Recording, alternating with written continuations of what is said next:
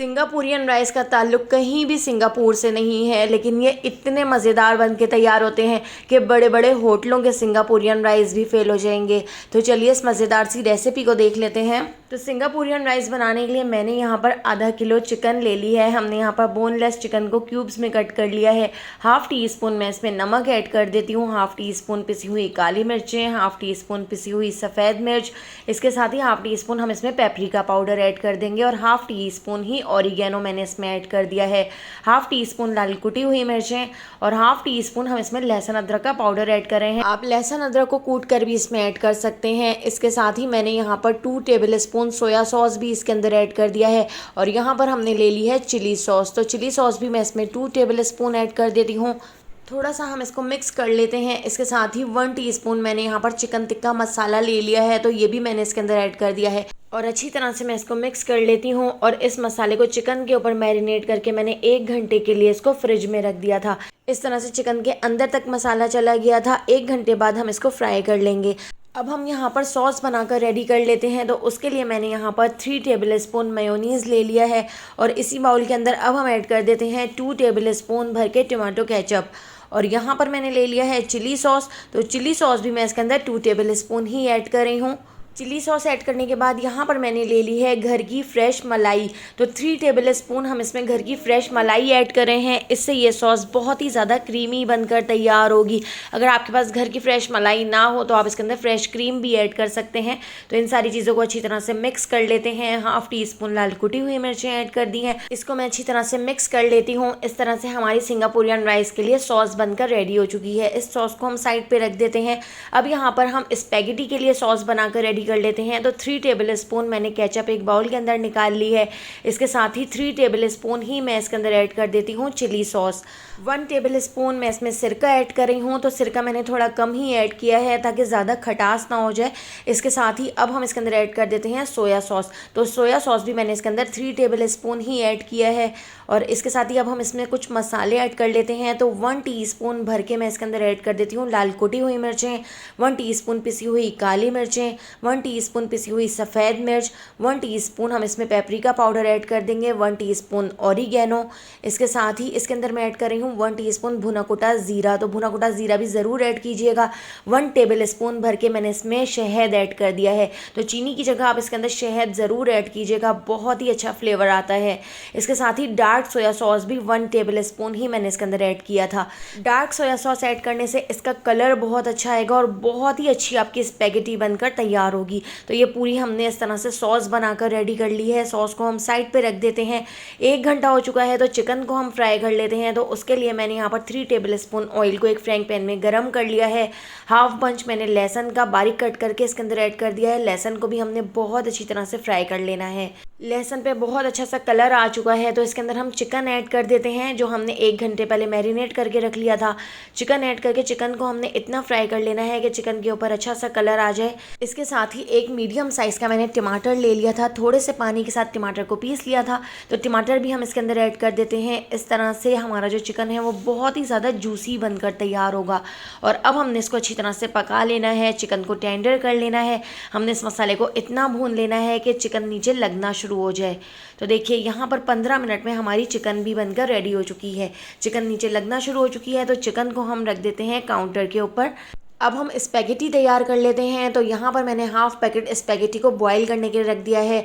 उबलते हुए पानी के अंदर थोड़ा सा मैंने नमक ऐड कर दिया था और 2 टेबल स्पून ऑयल ऐड करके मैंने स्पैगेटी ऐड कर दी है। स्पैगेटी को हमने 7 से 8 मिनट फुल फ्लेम पर बॉयल कर लेना है। और बॉयल करने के बाद मैंने इसको एक स्टेनर में रख लिया है। इसके ऊपर ठंडा पानी डाल दिया है। इस तरह से इसका कुकिंग प्रोसेस रुक जाता है। अब हमने गैस के ऊपर एक कढ़ाई रख ली है। 4 टेबल स्पून ऑयल को गर्म कर लिया है। हाफ बंच बारीक कटा हुआ लहसुन और 3 से 4 बारीक कटी हुई हरी मिर्चें ऐड करके इनको हम फ्राई कर लेते हैं। 2 गाजरों को लंबाई में कट कर लिया है और 2 शिमला मिर्च ले ली हैं, उनको भी मैंने लंबाई में कट करके इसके अंदर ऐड कर दिया है। और आधा बंच मैंने बंद गोभी का ले लिया था, तो बंद गोभी को भी कट करके हमने इसके अंदर ऐड कर दिया है और इन सब्जियों को 2 मिनट तक फुल फ्लेम पर हम फ्राई कर लेते हैं। तो दोस्तों यहाँ पर मैं आपको याद दिलाती चलूँ, अगर आपको मेरी रेसिपी अच्छी लग रही है तो लाइक करना बिल्कुल भी मत भूलिएगा, और अगर रेसिपी अच्छी नहीं लग रही है तो आप इसको डिसलाइक भी कर सकते हैं। और मुझे कमेंट करके ज़रूर बताइएगा कि आप मुझे किस सिटी और किस कंट्री से देख रहे हैं, ताकि मैं आपका थैंक्स कर सकूँ। तो पहला थैंक्स जाता है रेहान को, हुमा को और खालदा को थैंक्स जाता है कराची से, तस्लीमा को थैंक्स जाता है साउथ अफ्रीका से, आफ्ताब इम्तियाज़ को थैंक्स जाता है कीनिया से। तो मेरी रेसिपीज़ को इतना पसंद करने के लिए आप सबका बहुत बहुत शुक्रिया। आप मुझे ज़रूर कमेंट किया करें। तो यहाँ पर आप देख सकते हैं मैंने सब्जियों को 2 मिनट तक अच्छी तरह से फ्राई कर लिया था और सब्जियों के अंदर हमने सॉस ऐड कर दी है, जो हमने स्पैगेटी के लिए सॉस बनाकर तैयार की थी। सॉस ऐड करके सॉस को इसके अंदर अच्छी तरह से मिक्स कर लिया है और अब हम इसके अंदर ऐड कर देते हैं ये सारी स्पैगेटी जो हमने फ्राई करके रख ली थी, और इसको मैं अच्छी तरह से सब्जियों के साथ मिक्स कर लेती हूँ। इसके साथ ही 1 टीस्पून भर के मैं इसमें चिकन पाउडर भी ऐड कर रही हूँ। चिकन पाउडर ऐड करना मैं भूल गई थी, तो अभी मैंने इसमें चिकन पाउडर ऐड कर दिया है। और यहाँ पर मैंने 2 बड़े साइज़ की ले ली थी हरी प्याज, तो हरी प्याज भी हमने बारीक कट करके इसके अंदर ऐड कर दी है और इसको भी मैं इसके अंदर अच्छी तरह से मिक्स कर लेती हूँ और बस 2 मिनट तक हम इसको लो फ्लेम पर और पका लेते हैं। इस तरह से हमारी यहाँ पर सिंगापुरियन राइस के लिए स्पैगेटी भी बनकर तैयार हो चुकी है। ये स्पैगेटी ऐसे ही खाने में भी बहुत ही ज़्यादा टेस्टी लगती है। अब बस हमारा आखिरी स्टेप रह गया है। सिंगापुरियन राइस के लिए हम राइस रेडी कर लेते हैं। तो मैंने 2 अंडे तोड़कर एक बाउल में रख लिए हैं, 1/4 टीस्पून नमक ऐड कर दिया है, 1/2 टीस्पून पिसी हुई काली मिर्च, 1/2 टीस्पून पिसी हुई सफ़ेद मिर्च ऐड करके हम इसको अच्छी तरह से मिक्स कर लेते हैं। तो इस तरह से आपने मिक्स करना है कि इसके ऊपर झाग बनना शुरू हो जाए और ये बहुत अच्छी तरह से मिक्स हो जाए। इसके ऊपर बहुत अच्छी तरह से झाग आ जाए तो उसके बाद हमने इस एग को फ्राई करना है। इस तरह से इसकी खुशबू बहुत अच्छी आती है। तो देखिए यहाँ पर इसके ऊपर झाग बनना शुरू हो चुके हैं। अब मैंने एक पतीली रख ली है, पतीली के अंदर 4 टेबलस्पून ऑयल को गरम कर लिया है। इसके अंदर हमने बारीक कटा हुआ गार्लिक ऐड कर दिया है और इसके साथ ही जो हमने अंडे को अच्छी तरह से फेंट लिया था, तो अंडे भी हम इसके अंदर ऐड कर देते हैं।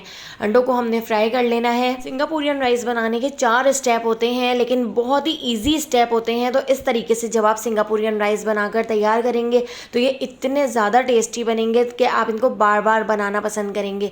अंडों को पकाने के बाद हमने इसके अंदर उबले हुए चावल ऐड कर दिए हैं। चावलों को नमक के साथ मैंने बॉयल कर लिया था, तो इसलिए हमने इसमें नमक वगैरह का इस्तेमाल नहीं करना है। नमक पहले से ही मैंने इन सारी चीज़ों में थोड़ा थोड़ा ऐड किया है, तो नमक आप अपने टेस्ट के हिसाब से ऐड कर सकते हैं। इसके अंदर बारीक कटी हुई हरी प्याज ऐड करके अच्छी तरह से मिक्स कर लिया है और अब हम इसकी प्लेटिंग कर लेते हैं, इसकी असेंबलिंग कर लेते हैं। तो चावलों को फैलाकर मैंने इस तरह से इस डिश के अंदर निकाल लिया है और चावलों को निकालने के बाद हमने जो स्पैगेटी बनाकर तैयार की थी, तो स्पैगेटी भी मैं इसके ऊपर इस तरह से फैलाकर डाल देती हूँ। और जो हमने चिकन तैयार करके रख ली थी, तो अब हमने इसके ऊपर इस तरह से चिकन की लेयर लगानी है। इस तरह से हर बाइट में एक अलग फ्लेवर आएगा और आपको सिंगापुरियन राइस इतने पसंद आएंगे कि आप इसको बार बार बनाना पसंद करेंगे। उसके बाद हमने यहाँ पर सिंगापुरियन सॉस भी इसके ऊपर इस तरह से पाइपिंग बैग में भर ली थी, तो हमने इसके ऊपर सिंगापुरियन सॉस डाल दी है और अब हम इसका एक बाइट बनाकर तैयार करते हैं। बहुत ही ज़्यादा मज़ेदार बनके तैयार हुआ है। तो अगर आपको सिंगापुरियन राइस की ये रेसिपी पसंद आई हो तो लाइक, शेयर और सब्सक्राइब करना बिल्कुल भी मत भूलिएगा और बेल आइकन के नोटिफिकेशन को ज़रूर ऑन कीजिएगा। फेसबुक, टिकटॉक या यूट्यूब पे देख रहे हैं तो मेरे चैनल को ज़रूर फॉलो कर लीजिएगा। तो आने वाली वीडियो तक मुझे दीजिए इजाज़त। अल्लाह हाफ़िज़।